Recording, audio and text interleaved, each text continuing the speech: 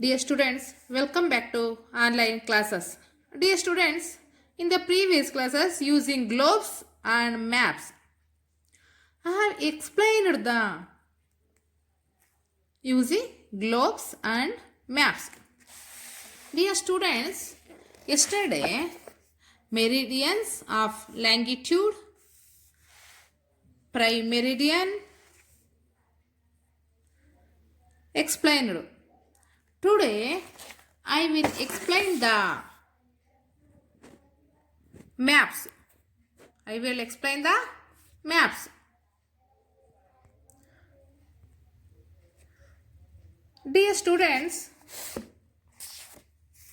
maps.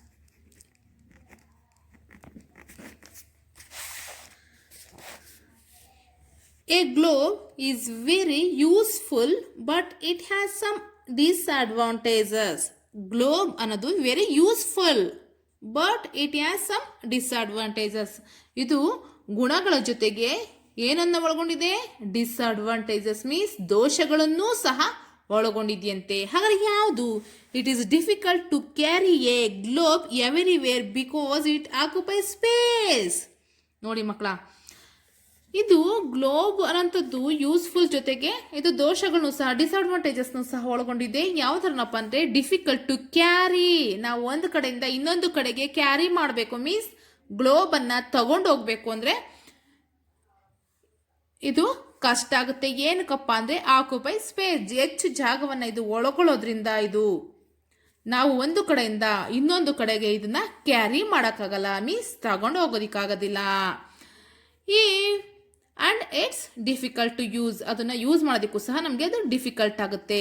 If a globe is small and portable then all the details of the places can't be shown on it. ಇದು ಈ globe ಅನ್ನೋಂಥದ್ದು ಚಿಕ್ಕದಾಗಿರೋದ್ರಿಂದ so ಅದರಲ್ಲಿ ಎಲ್ಲ ವಿಷಯಗಳನ್ನು ಮತ್ತು ಅಂದರೆ ಎಲ್ಲ ಪ್ಲೇಸಸ್ಗಳನ್ನು ಸಹ ಸ್ಥಳಗಳನ್ನು ಡೀಟೇಲ್ಸ್ ಆಗಿ all the details of the place can't be shown on it. ಅದರ ಮೇಲೆ, ಆನ್ ಇಟ್ ಮೀನ್ಸ್ ಅದರ ಮೇಲೆ ಎಲ್ಲ ಪ್ಲೇಸಸ್ನು ಸಹ ಶೋನ್ ಮಾಡೋದಕ್ಕೆ ಮೀನ್ಸ್ ತೋರ್ಸೋದಕ್ಕೆ ಡೀಟೇಲ್ಸ್ ಆಗಿ ಕಾಂಟ್ ಮೀನ್ಸ್ ಸಾಧ್ಯವಿಲ್ಲ. ಸೊ ಇದರಿಂದ in such cases a map is easier to use. So ಇದರಿಂದ ಈ ಗ್ಲೋಬ್ ಇಂದ ಇಷ್ಟು ಡಿಸ್ಅಡ್ವಾಂಟೇಜಸ್ ಇರೋದ್ರಿಂದ ಸೊ ಇದರಿಂದ ನಾವು ಯಾವುದನ್ನ ಯೂಸ್ ಮಾಡ್ಕೋಬಹುದು? Map is easier to use. ನಾವು ಮ್ಯಾಪ್ ಅನ್ನ ಯೂಸ್ ಮಾಡಬಹುದು. ಯಾವ ಥರದಲ್ಲಿ? ಈಸಿಯಾಗಿ, ಅಂದರೆ ನಾವು ಈಸಿಯಾಗಿ ಮ್ಯಾಪ್ ಅನ್ನ ಸಹ ಬಳಸಬಹುದು. ಯಾಕಪ್ಪ ಅಂದರೆ ನಾವು ಈ ಗ್ಲೋಬ್ ಇಂದ ನಾವು ಏನನ್ನ ಇದನ್ನ ಕ್ಯಾರಿ ಮಾಡೋಕ್ಕಾಗಲ್ಲ ಮತ್ತು ಎಲ್ಲ ಪ್ಲೇಸಸ್ನು ಸಹ ಇದು ಡೀಟೈಲ್ ಆಗಿ ಇಲ್ಲಿ ಶೋ ಮಾಡೋದಿಕ್ಕಾಗೋದಿಲ್ಲ. ಸೊ ಅದರಿಂದ ಸಹ ನಾವು ಮ್ಯಾಪ್ಸ್ಗಳನ್ನ ಬಳಸಬಹುದು ಅಂತ ಹೇಳ್ತಿದ್ದಾರೆ. ಸೊ ನೆಕ್ಸ್ಟ್ ಹಾಗಾದ್ರೆ a map is a representation on the of the entire earth or a part of it and it is drawn on a flat surface. Some of the advantages that a map has over a globe are as follows.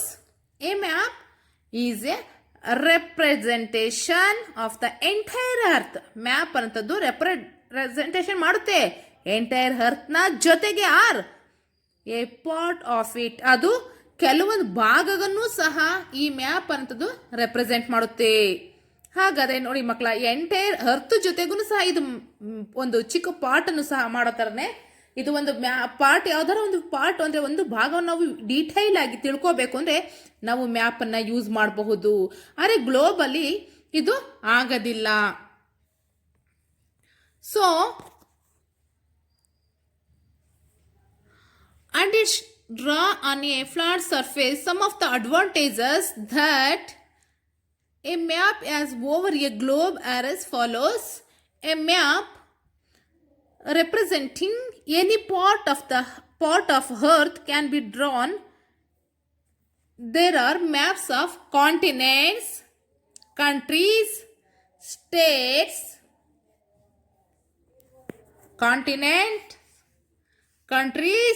states, localities and even streets.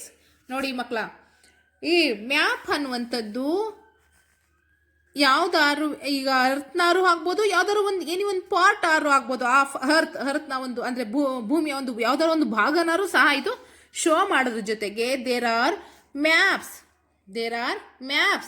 Of continents,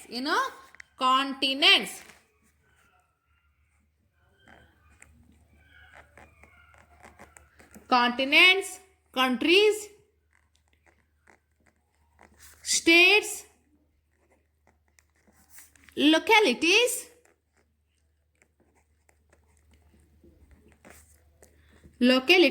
and even streets.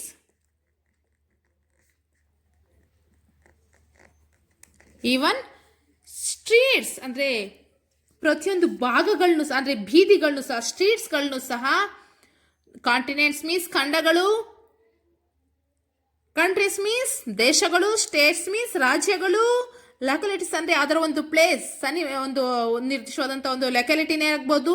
And even streets ಅಂದ್ರೆ ಪ್ರತಿಯೊಂದು ಬೀದಿಗಳನ್ನೂ ಸಹ ಆಗ್ಬೋದು. ಇವುಗಳನ್ನೆಲ್ಲಾನು ಸಹ ನಾವು ಎಲ್ಲಿ show ಮಾಡ್ಬೋದು? ಮ್ಯಾಪ್ನಲ್ಲಿ show ಮಾಡ್ತಾ ಇದ್ದಾರೆ. ಹಾಗಾದ್ರೆ ಈ ಮ್ಯಾಪ್ಸಿಂದ ನಾವು ಇಷ್ಟೊಂದು ಸಹ ತಿಳ್ಕೊಬೋದು.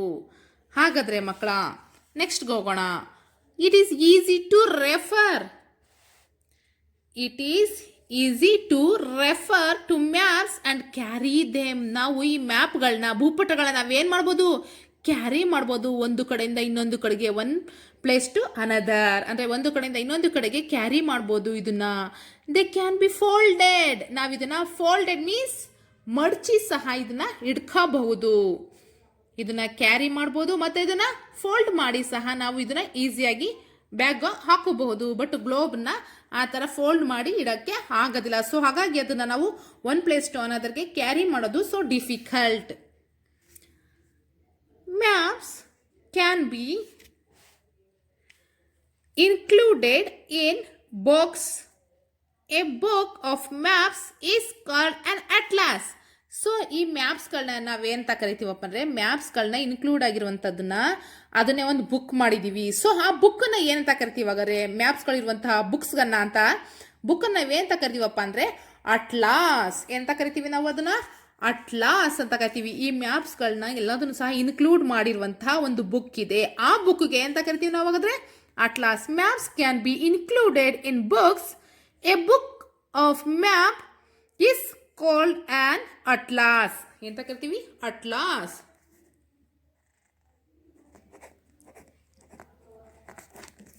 ಅಟ್ಲಾಸ್ ಅಂತ ಕರಿತೀವಿ. ಹಾಗಾದ್ರೆ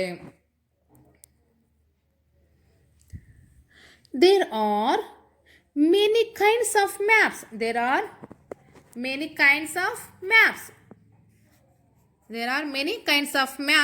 The three main kinds are physical, political and thematic maps. ಹಾಗಾದ್ರೆ ಇದರಲ್ಲಿ there are many kinds of ಮ್ಯಾಪ್ಸ್ಗಳಲ್ಲಿ ಸುಮಾರು ತರನಾದಂಥ ವಿಧಗಳಿದ್ದಾವೆ. ಸೊ ಅದರಲ್ಲಿ ದ 3 ಮೇನ್ ಕೈಂಡ್ಸ್, ಹಾಗಾದ್ರೆ ಅದರಲ್ಲಿ 3 ಇಂಪಾರ್ಟೆಂಟ್ ತರದಂಥ ಮುಖ್ಯವಾದಂಥ ರೀತಿಯಲ್ಲಿದ್ದಾವೆ ಮ್ಯಾಪ್ಸ್ಗಳಲ್ಲಿ. ಅವುಗಳೆಂದರೆ physical, political and thematic maps ಅಂತ. ಹಾಗಾದ್ರೆ first one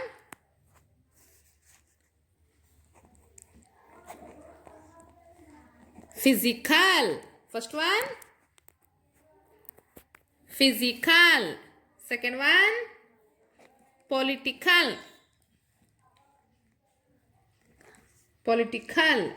and thematic maps. First one physical, political and thematic maps.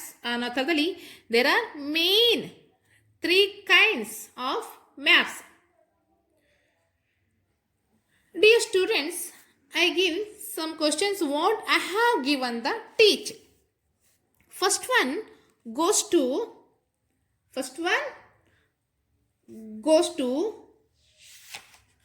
which are the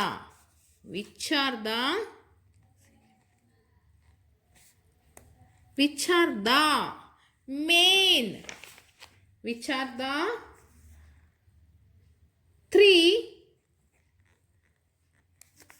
3 main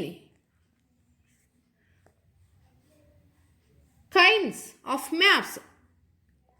Kinds of maps. Which are the three main kinds of maps? Answer. ಹಾಗಾದ್ರೆ which are the three main kinds of maps ಅಂದರೆ ಮ್ಯಾಪ್ನ 3 ಥರದಂಥ types ಇದಾವಲ್ಲ. Kinds means ಥರದವು, 3 ಥರದಾದಂಥ types ಇದಾವಲ್ಲ maps ಎಲ್ಲ ಯಾವ್ಯಾವು, ವಿಚ್ ಯಾವ್ಯಾವು? ಹಾಗಾದ್ರೆ first one physical, second one political and thematic maps. First one, second one and third one. Second one, a book of dash is called an atlas. An atlas. Answer. A book of maps is called an atlas. Maps. ಭೂಪಟಗಳ ಅಂದ್ರೆ answer ಭೂಪಟಗಳ ಒಂದು ಆ ಬುಕ್ಕನ್ನ ನಾವೇಂತ ಕರಿತೀವಿ? Atlas ಅಂತ ಕರಿತೀವಿ. Dear students, I think it's enough today. You watched the video what I have given twice or thrice. I hope you better understood. Okay, thank you very much.